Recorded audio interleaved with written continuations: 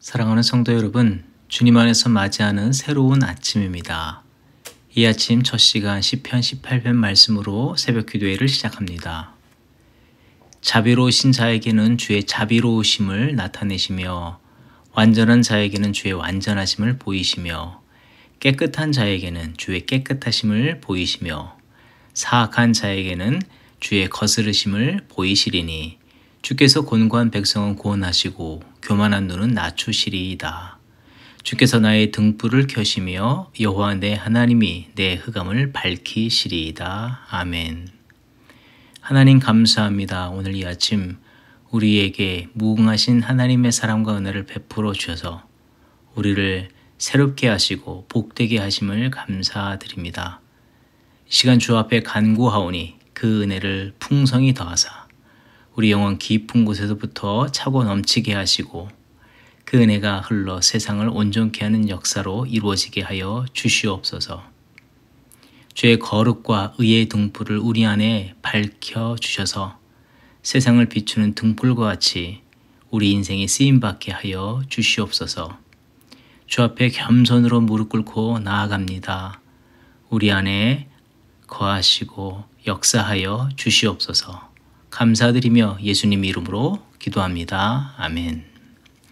오늘 우리에게 주시는 하나님의 말씀은 신명기 15장 12절에서부터 23절 말씀입니다. 내 동족 히브리 남자나 히브리 여자가 내게 팔렸다 하자. 만일 6해 동안 너를 섬겼거든 7째 해에 너는 그를 놓아 자유롭게 할 것이요. 그를 놓아 자유하게 할 때에는 빈손으로 가게 하지 말고 내 양무리 중에서와 타작마당에서와 포도주 틀에서 그에게 후히 줄지니 곧 내 하나님 여호와께서 내게 복을 주신 대로 그에게 줄지니라. 너는 애굽 땅에서 종 되었던 것과 내 하나님 여호와께서 너를 속량하셨음을 기억하라.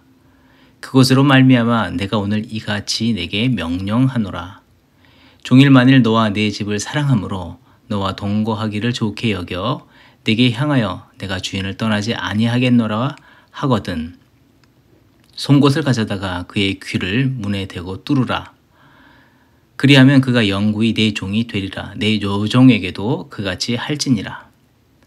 그가 6해 동안에 품꾼의 삭세에 배나 받을 만큼 너를 섬겼은즉 너는 그를 놓아 자유하게 하기를 어렵게 여기지 말라. 그리하면 네 하나님 여호와께서 내 범사에 내게 복을 주시리라. 내 소와 양의 처음 난 수컷은 구별하여 내 하나님 여호와께 드릴 것이니 내 소의 첫 새끼는 부리지 말고 내 양의 첫 새끼의 털은 깎지 말고 너와 내 가족은 매년 여호와께서 택하신 곳 내 하나님 여호와 앞에서 먹을지니라. 그러나 그 짐승이 흠이 있거나 절거나 눈이 멀었거나 무슨 흠이 있으면 내 하나님 여호와께 잡아들이지 못할지니 내 성중에서 먹되 부정한 자나 정한 자가 다 같이 먹기를 노루와 사슴을 먹음같이 할 것이요 오직 피는 먹지 말고 물같이 땅에 쏟을지니라. 아멘. 오늘 본문의 말씀은 15장 1절에서부터 말씀이 되어진 7년 안식년, 다시 말하면 면제년에 관한 규례입니다. 이 말씀은 가나안 땅에 들어가 살 때에 피치 못하게 발생되는 이 가난으로 갇힌 자들에 대하여 어떻게 대해야 할지 말씀을 주고 계십니다. 본문 12절에서부터 14절의 말씀, 어찌하여 동족 중에 어떤 사람이 종살이를 하게 되었는데 7년이 되면 놓아주어야 하고 빈손으로 가게 하지 말고 그에게 풍성한 은혜를 베풀라는 것입니다. 이스라엘이 그 땅에서 가난하고 갇히고 소외된 자에게 자유를 선포하고 그들과 양식을 나누라는 것은 자신이 가진 것 중에서 일부를 떼어주는 것이거나 혹 윤리나 도덕, 윤리적, 인류애적인 차원으로 말씀하신 것은 아닌 것을 우리는 기억해야 하는 줄 믿습니다. 이것은 그 차원과 완전히 다른 것입니다. 더 높은 차원의 것으로 하나님께서 말씀을 주시는 것입니다. 이 명령은 우선 이 채무자가 아닌 채권자에게 주시는 말씀이라고 볼 수 있습니다. 곧 빚을 진 사람이 아니라 빚을 져서 그 빚을 받아야 할 사람에게 주시는 말씀인데, 빚을 받을 자신의 어떤 재량권에 관한 것이거나 빚을 진 사람의 갚을 능력, 조건과 상태를 따라서 이 말씀을 실천할 것을 말씀하는 것이 아닙니다. 또 혹은 더 나아가서 하나님께서 이렇게 빚진 자들에게 갚아주고 그들을 면제해주고 보상해주는 것, 그 후에 하나님께서 이렇게 복을 주실 것이라고 하는 그 약속의 말씀을 따라서 그것을 기억하면서 행하라는 것도 아닙니다.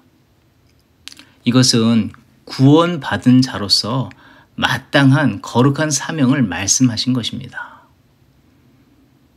신약성경에서 이 왕에게 1만 달란트 빚진 자가 있지 않았습니까? 그런데 그 왕은 1만 달란트 빚진 자를 그냥 놓아주었습니다. 그와 같이 먼저 자신이 하나님의 은혜로 노임을 받았기에, 그래서 하나님 나라의 성민이 되었기에 마땅히 행할 도리로서 이 말씀을 주시는 것입니다. 그래서 본장 앞에서는 이 15장 앞에 14장에서는 성민에 관한 말씀을 자세히 설명해 주고 있었다는 것입니다. 성민은 무엇입니까? 무엇보다도 그들이 거룩한 어떤 백성이기 전에 하나님께로부터 값없이 놀라운 구원의 은혜를 받은 자라는 것을 기억하라는 것이 성민이었습니다.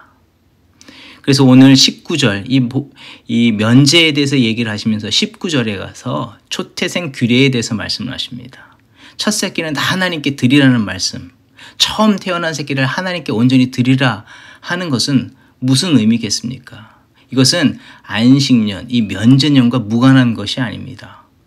출애굽할 때에 그들의 장자가 하나님의 은혜로 모두 살게 되었음을 말해주는 그런 상징물입니다. 이것을 기억하는 것처럼 하나님의 구속의 은혜를 입은 자들이 바로 너희이기에 무슨 상황이든지 너희들에게 이렇게 얽매이게 되고 어떤 가난에 얽매인 자들을 보았을 때 너희들은 반드시 하나님의 은혜가 너희를 그렇게 자유하게 했던 것처럼 너희도 그렇게 해야 한다는 것을 말하는 것입니다. 그래서 10절의 말씀은 이렇게 기록이 되어 있습니다. 너는 반드시 그에게 줄 것이다.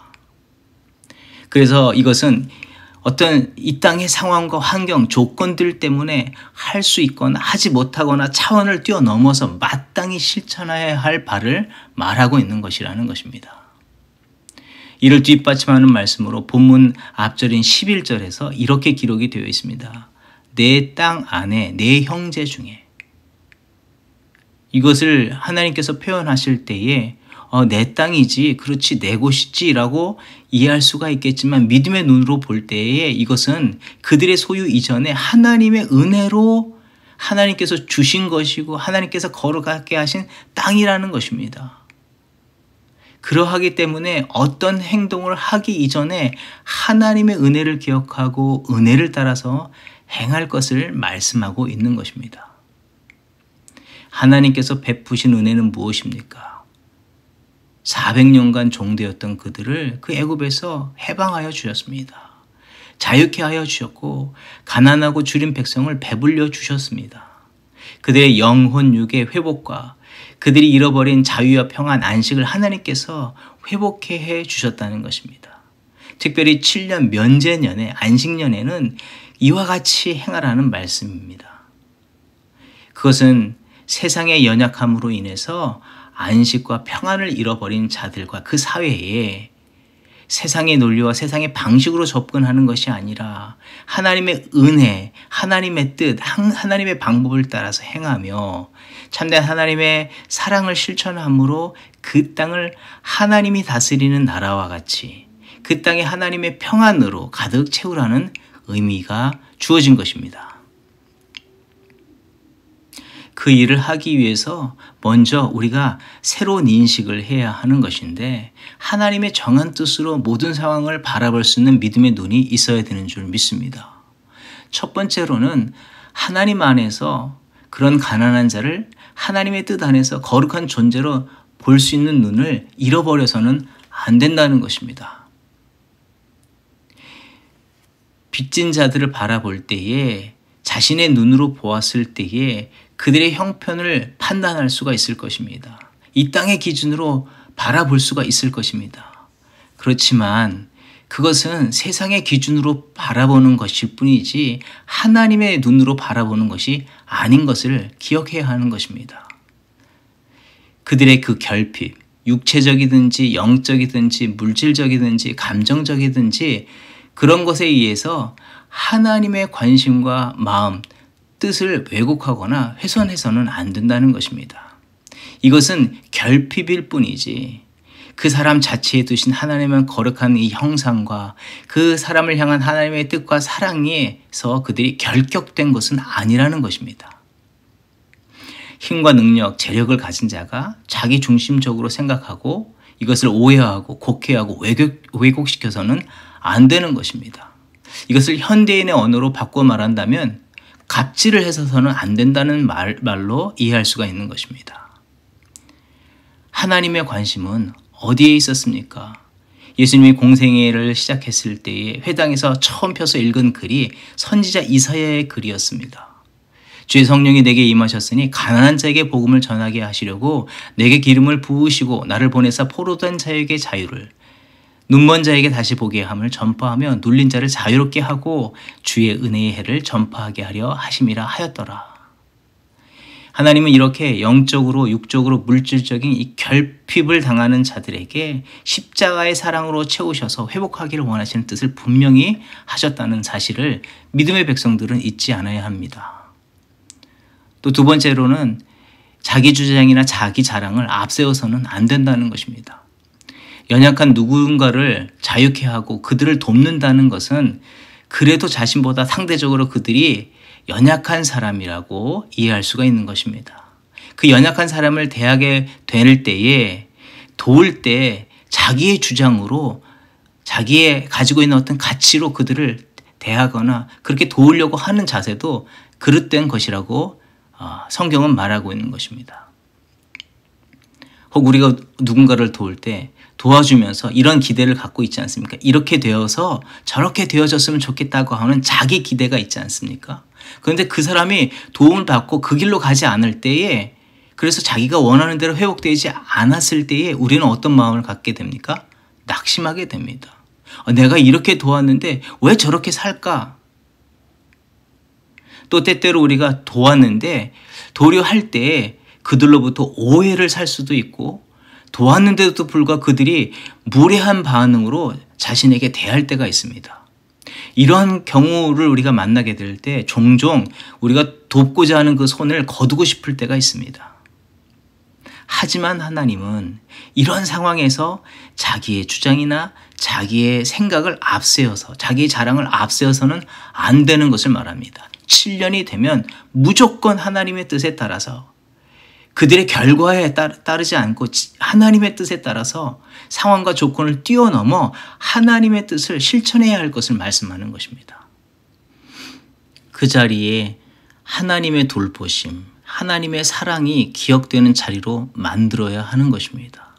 오직 하나님의 평안이 선포되어지고 하나님의 영광이 드러나야 할 자리로 만들어 가야 하는 것이 믿음의 백성들이 이루어야 할 일이라는 것입니다. 무엇보다도 하나님의 마음으로 이 귀한 사명들을 감당하라고 하나님은 말씀하고 계십니다. 하나님은 어떠하셨습니까? 애굽에서 종살이 하던 자들을 건져 주셨습니다. 그런데 그들이 하나님의 은혜로 출애굽을 하게 되었는데 광야에서 하나님을 향해서 무엇이라 말합니까?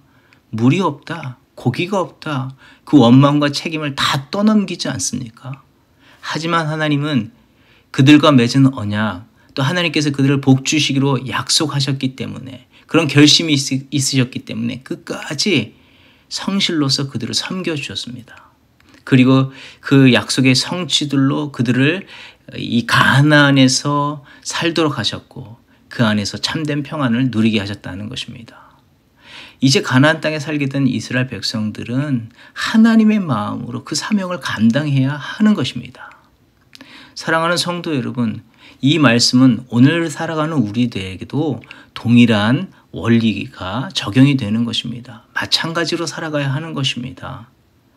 우리가 하나님의 거룩한 백성, 성민으로서 또 주의 제자로서 부름을 받지 않았습니까?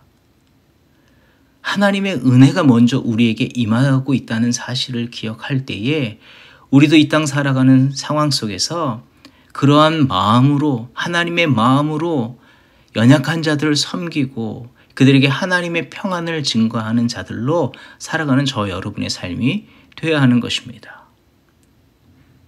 우리가 이런 사명을 감당해 나갈 때 기억해야 하는 것은 내가 너희를 사랑한 것처럼 너희도 서로 사랑하라는 이 말씀을 기억해야 하는 저와 여러분이 되어야 될 줄 믿습니다. 하나님께서 우리를 사랑하신 그 방법과 그 원칙을 따라서 우리도 이 사명을 감당해야 하는 것입니다. 주를 닮은 성민으로서 삶을 사는 자들에게 하나님은 어떤 약속을 우리에게 주십니까? 15장 6절, 15장 10절, 15장 18절에 하나님은 계속해서 반복하고 거듭하여서 약속을 해주시는데 내게 복을 주시리니 내가 하는 모든 일과 내 손에 닿는 모든 일에 내게 복을 주시리라. 그리하면 내 하나님 여호와께서 내 범사에 내게 복을 주시리라. 하나님이 이미 우리들에게 은혜를 부어 주셨습니다. 차고 넘치는 은혜를 주셨습니다. 또한 연약한 자들을 품을 수 있을 만큼 더 넉넉한 은혜를 부어 주시고 계십니다. 뿐만 아니라 하나님께서 이렇게 하나님의 뜻을 따라서 온전히 행하는 자들에게 하나님께서 복에 복을 더하신다고 약속하고 계시는 것입니다. 그러하기에 하나님의 능력과 그 광대하신 뜻을 의심하지 말고 자기의 작은 소견을 버리고 이 세상에서의 그런 계산법을 버리고 하나님의 손길, 하나님의 풍성한 은혜를 의지하며 주께서 허락하신 이 귀한 사명에 동참하는 자들이 되어야 될 줄 믿습니다. 오늘도 하나님은 우리를 통해서 하나님의 평안, 하나님의 사랑, 하나님의 은혜를 세상 가운데 흘려보내시기를 원하십니다. 그 손을 우리도 내밀고 연약한 자들을 일으켜 세우는 믿음의 삶을 살아가는 저와 여러분의 삶이 되기를 주의 이름으로 축원드립니다. 기도하겠습니다. 하나님 감사합니다. 우리를 구원하여 주시고 하나님의 참된 평안과 안식을 허락하시며 또 우리를 그 사랑과 평안의 통로로 사용하여 주시는 것 감사드립니다. 이 척박한 세대 속에서 믿음 안에서 넉넉하게 살아갈 힘과 용기, 능력을 공급하여 주심을 감사드립니다. 이 땅에 여전히 가난하고 소외되고 갇힌 자들이 많은데 그들을 향한 하나님의 마음을 품고 거룩한 백성, 자녀, 제자로서 참된 하나님의 구원의 복음을 증거하고 복음에 합당한 사랑의 손길을 베푸는 자들이 되게 하여 주시옵소서. 그로 인하여 오늘도 이루시길 원하시는 하나님의 나라를 이루어 주시옵소서. 때때로 세상보다 못한 옹졸함이나 강팍함으로 행하려는 우리의 마음과 굽어진 손길이 있다면 성령님 우리 안에 이 병든 영혼을 책망하시고 본연이 행할 그 사명들을 깨닫게 하여 주시고 주의 참된 뜻을 이뤄가는 저희들 되게 하여 주시옵소서. 우리를 죄와 사망에서 구원하여 주시고 참된 평안을 허락하여 주신 예수 그리스도의 이름으로 감사하며 기도합니다. 아멘.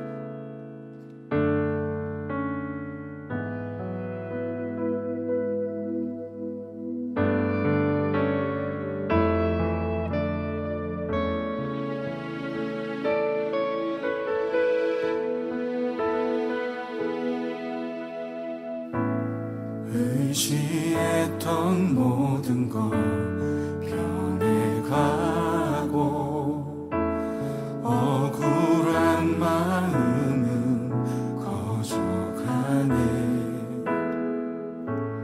부끄러움 없이 살고 싶은 마음 주님 아시네.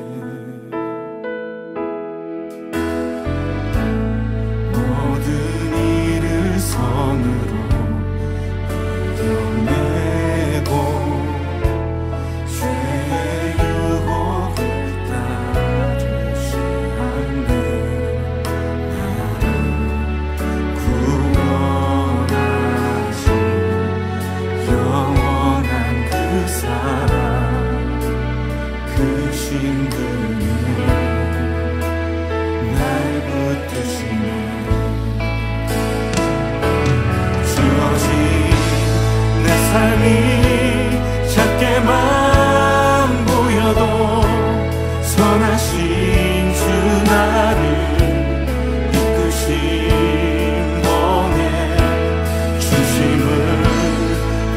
오시는 주님만 따르네.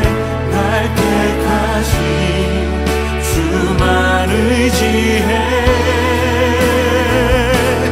보이는 상황에 무너질지라도 예수 능력이 나를 붙드네. 보이지 않아도 주님만 따르네. 내 평생 주님을 노래하리라.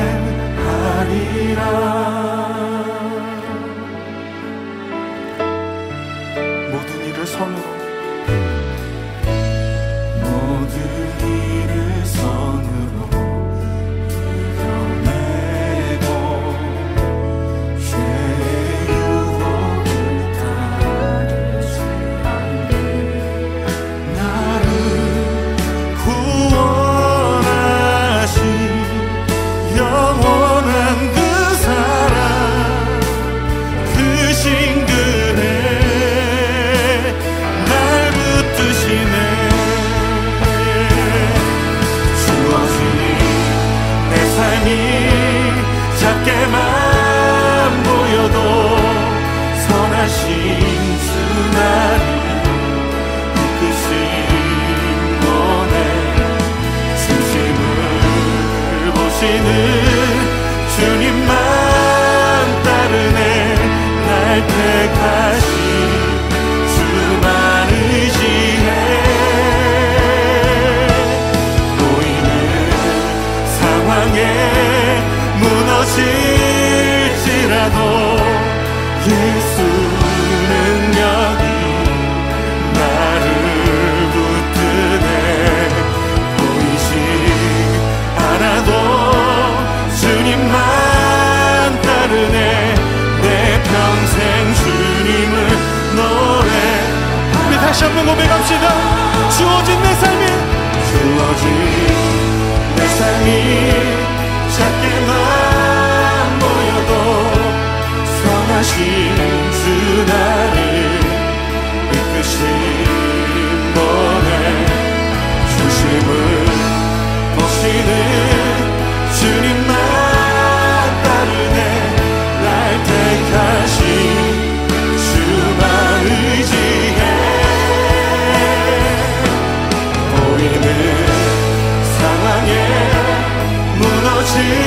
무너질지라도 예수 능력이 나를 붙드네.